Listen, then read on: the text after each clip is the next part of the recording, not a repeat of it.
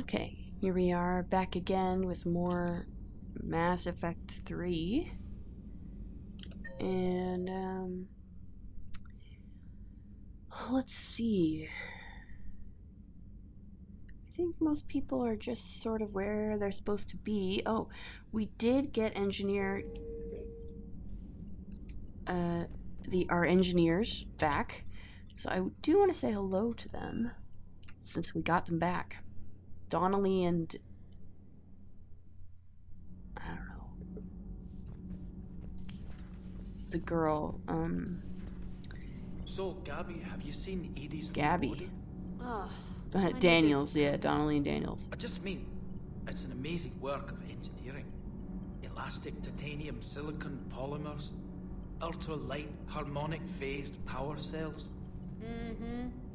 And if she ever accidentally walks into a wall, there's just so much padding. Oh, jeez. Ugh, I knew it. Wish I were a wall. You pretty much are, Kenneth.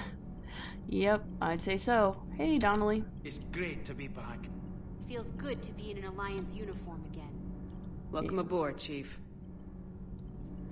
Nothing to report. Alright, just glad to have you back. Just glad to have you back. I'm glad that the matter didn't forget about us down here. I told you Shepard would come visit. I always come visit you guys, come on. Who do you think I am? I always visit you.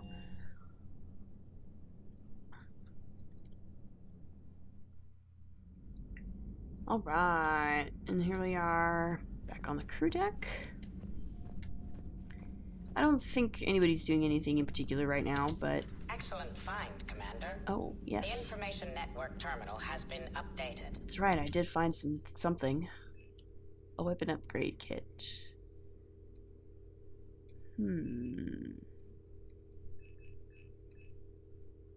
Ammo capacity bonus or weapon damage bonus. Oh, I do like ammo capacity bonus. Let's do it. Okay. And maybe, is there some new stuff on the broker terminal? Oh, yes, there is. Let's see here. Prothean Notes 2186, Entry 1. The things this Prothean must have seen. If they had the technology to preserve someone for over 50,000 years, no wonder they were capable of building things like the device on Mars. I must give him time to get his bearings, but goddess, when will we get another chance to learn so much about their civilization? Oh, Liara. She's basically treating Javik the way she treated Shepard at the beginning of Mass Effect 1 when they first met, when she was basically treating Shepard like a science experiment. It's hilarious. Entry 2. I'm not sure what to make of Javik. I approached him while we were traveling to a different system, but he wasn't very inclined to talk. What little he does say concerns the Reapers and our possible failure. Is he simply a soldier mourning his people, or is it a fundamental difference in our cultures? Well, a call between Kasumi Goto and Professor S. O. Lawson.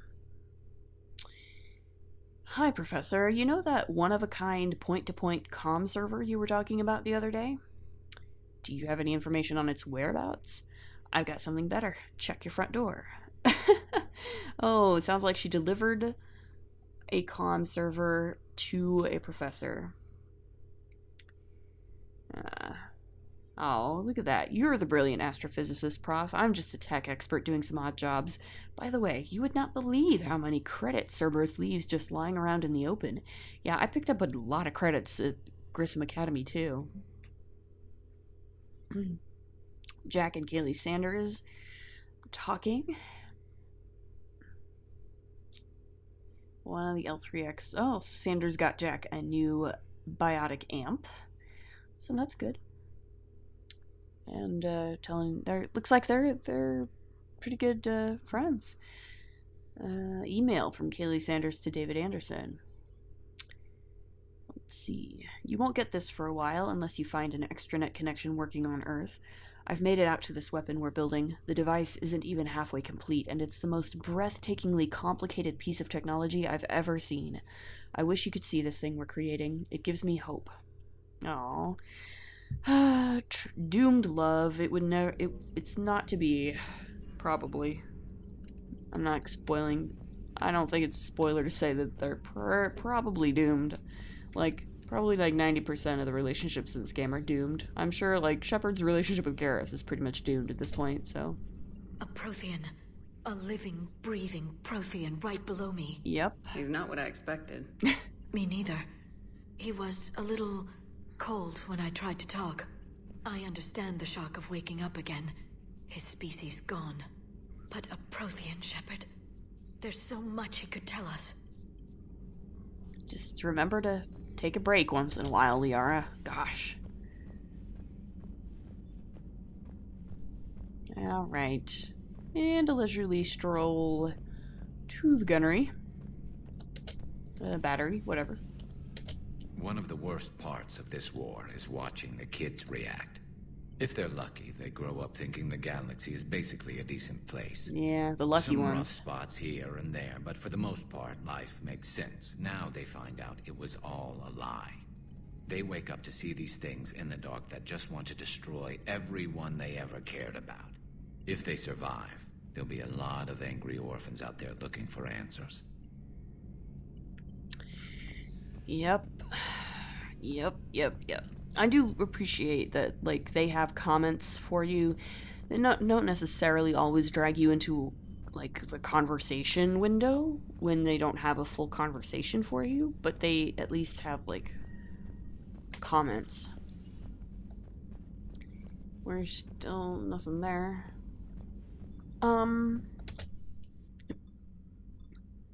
Shuttle bay. Let's check out the shuttle bay.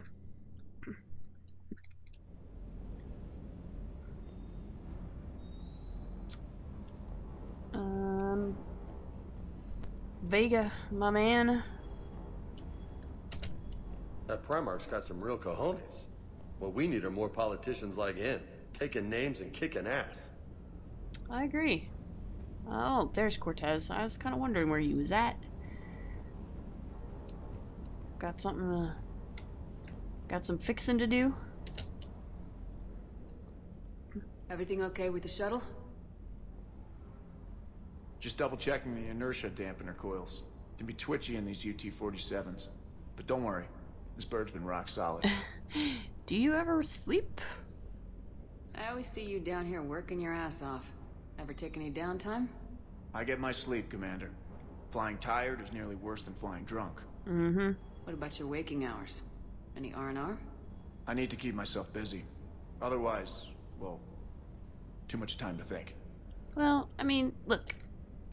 You are a good and productive member of this crew, Cortez, and I really appreciate all the work you do. And I'm not saying that you should slack off, but I also think you should take a break once in a while. I appreciate your dedication, but I don't want to see you burn out. I know my limits. I wouldn't take a chance with your life. I'm not worried about that. So before this war, you must have done something to relax. Sure. I remember back when the Hawking was based out of Arcturus and I was just a fighter jock. There was this observation deck overlooking the main flight paths. You could watch every ship taxi in and out. When I was alone, I'd turn off the auditory emulators and just watch them drift by in silence. You know, there are views like that on the Citadel. Next time we're there, you should take some shore leave. Clear your head. Yeah, it's a good I don't idea. know. Maybe. Ah, come on. Do it for me. Do it for me. It's a favor I'm asking as a friend. Take some time off on the Citadel, Steve. As a favor to me. If you put it that way, how can I say no? You're not supposed to. You can't. All right.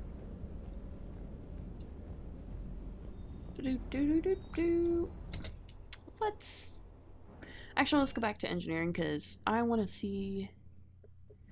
I think Javik is in port cargo. No, he's not in port cargo. Where did you go, Javik? Oh, he's in the subdeck stairwell. What are you doing over there?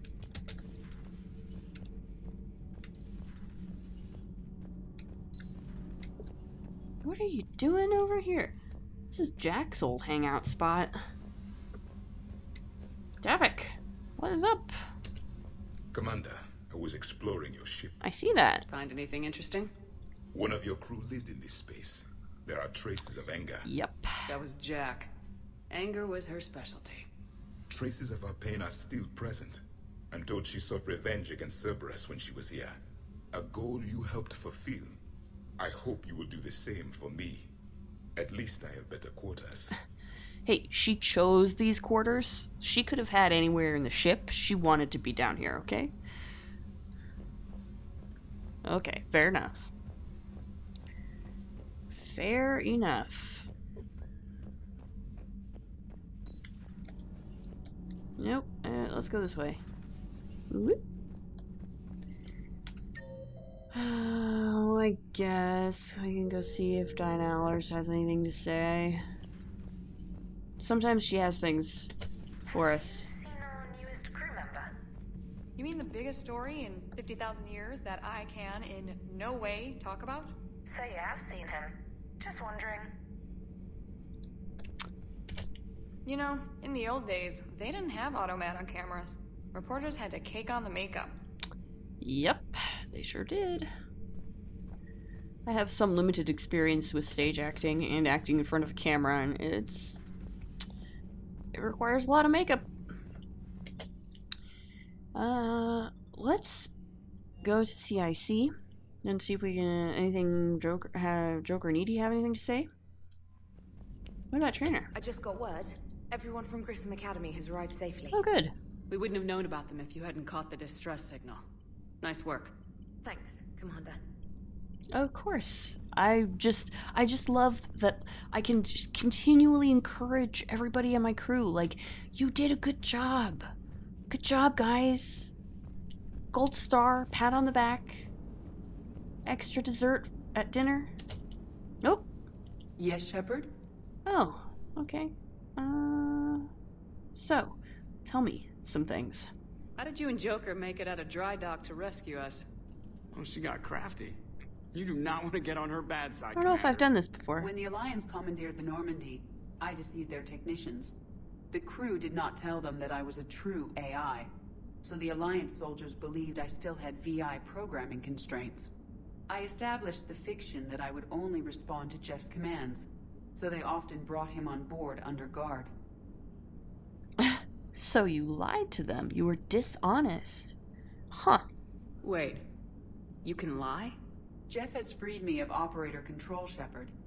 No constraints forced me to give accurate data. This proved useful when the Reapers began landing. I could hack the control of the docking clamps and escape with Jeff inside. The soldiers guarding Jeff were willing to accompany us when Earth was invaded. They are watching over the war room now. Yeah, we were in kind of a rush to get to you. Didn't seem right to just toss him out the airlock. Ah, so those were the guards. Okay. And good on you for not tossing them out of the airlock. I think they're every member of the crew is valuable, okay? No matter where they come from or what they do. So, new body. How's the new body working out? It is interesting. The crew are approaching this platform to speak to me, even though they can do so anywhere in the ship. I guess that's a good point, it's as if they wish to treat me as part of the crew. You are. I am not, but this changes my perspective. You are. I like it. You like things? I didn't realize you had preferences. I do not precisely enjoy something as you do, but my programming contains priorities. Actions that fulfill those priorities creates positive feedback for me. I tell the organic crew that I like it. It is shorthand. Will all this new feedback be too distracting? Do not worry, Shepard. I only forget to recycle the Normandy's oxygen when I've discovered something truly interesting. That was a joke. Oh my gosh. Oh, the look on her face. Does that body have any useful advantages? Very few. Its optics face forward only. It has no integrated weapon systems or anti-missile countermeasures. I meant in comparison to organic bodies, not the Normandy. Oh. I will reassess. The body is resistant to modern small arms fire and temperature extremes. Its balance and agility seem excellent. Its fine manipulation servos and software allow for precision tasks. I'm curious to see if I can alter them. Yeah, that sounds like a very organic thing to be curious. So, she can lie she can have preferences, and she can be curious. Can an AI be curious? I am not entirely free from motivation, Shepard. Cerberus programmed me with several core functions that simulate desires. For example, my primary objective to keep the Normandy functioning is similar to your self-preservation instinct. Very good, very good. So, work you're doing. You look like you're in the middle of something. I am adapting the infiltration and sabotage programs this body uses for handheld firearms. Why not download a firearms program from a security firm? Because she knows what she's doing. The fine motor control from the sabotage programs is more precise than standard mech software. It would be negligent of me not to exploit it to its fullest potential. So you're experimenting. Okay, so she lies, she has preferences, she's curious to learn new things, and she's experimental. Sounds pretty human to me. So you're capable of making improvements on your own? Correct. The cyber warfare I was designed for is constantly evolving. Accordingly, I am programmed to seek out and assimilate new information. In organic terms, I want to learn. Very good. Carry on, EDI. Understood. If you wish to talk more, this body will be here. I'm getting the crew used to seeing me on the bridge. Noted. Good to know. Yeah, I think, considering that I came all the way to the front of the ship just to talk to EDI when I could have talked to her, I mean, technically I do have to, like, I can't just page EDI anywhere on the ship, like, you know, in terms of gameplay mechanics I have to, but in universe it's kind of funny to think that, like, everybody suddenly starts coming to the front of the ship to up to the bridge to talk to EDI, even though they could talk to her anywhere on the ship. She's literally everywhere all the time. Okay, so let's see if we can maybe find a couple of things. For instance, the Smart Frontier might have something for us.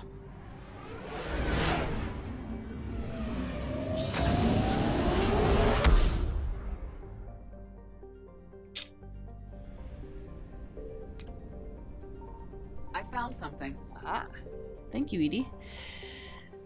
Metaponto. A hydrogen-helium gas giant, Metaponto has developed a helium-3 fueling station funded by Elcor business interests who hope to bring enough attention to the system to attract terraforming investors and thus eventually develop Volturno as a habitable world.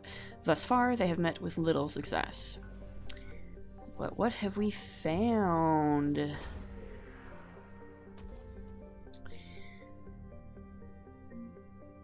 Intel. Okay, some biotic implant advance things, upgrade. Alright. Is that it? Huh, I thought we could... Okay, that's all we have. That is all she wrote, for now. I do need to buy more fuel, though. I'm way low. I'll probably be getting there. This is a place that we're going to need to go very soon as well. But let's go here first.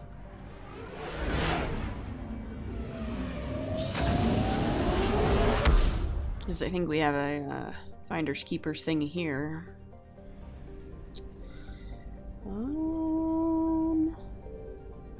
Signal confirmed. Ta-da! Zadaban is a large, dense planet named for a Volus god of punishment. Its crust is rich in uranium, eroded by winds to create large radioactive dust storms across its surface. The Volus of Talisphia have explored the planet thoroughly with space probes and telepresent robo-mining machines, and discovered they are not the first to exploit the planet. Plastics from a mining station approximately 50,000 years old can be found near the planet's equator. Curiously, the mines nearby were not tapped out of uranium ore. They were instead abandoned at the height of their operation. I don't think that's very curious, considering what happened 50,000 years ago. Let's see here. What is this that we have? Credits. Well, I don't know if that was terribly helpful.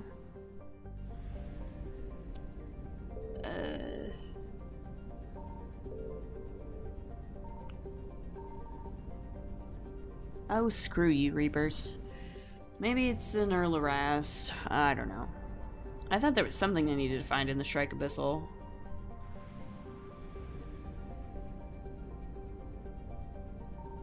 I found something. Oop.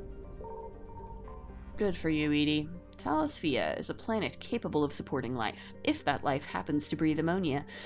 Discovered by Asari explorers, the planet was used as a bargaining chip by the Citadel Council, who quickly drafted a colonization agreement with its wealthy client race, the Volus. The Council would fund the Volus colonization effort in return for massive trade benefits. With uncharacteristic enthusiasm, an enormous Volus influx ensued, and the Council reaped the economic benefits for a dozen years before the colonization bubble burst. The Reapers found Talos Via easy prey. The independent planet had a defense fleet only sufficient to handle small-scale actions. Its high population and industrial base, once a deterrent to war with other Terminus system worlds, has only served to attract a larger number of Reapers than usual. Yikes. Okay, so maybe we're taking a bit of a rescue mission here. Nope, there we go. Ah, the Prothean obelisk. Good. Good. So we have indeed...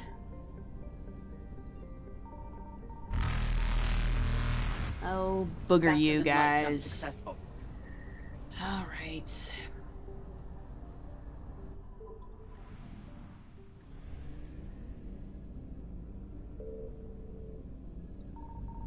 Ah.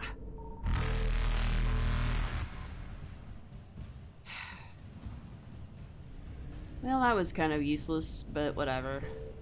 Evasion successful. Whatever.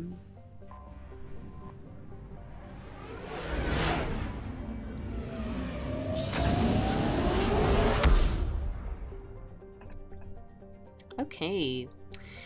So, I think we'll probably leave it here.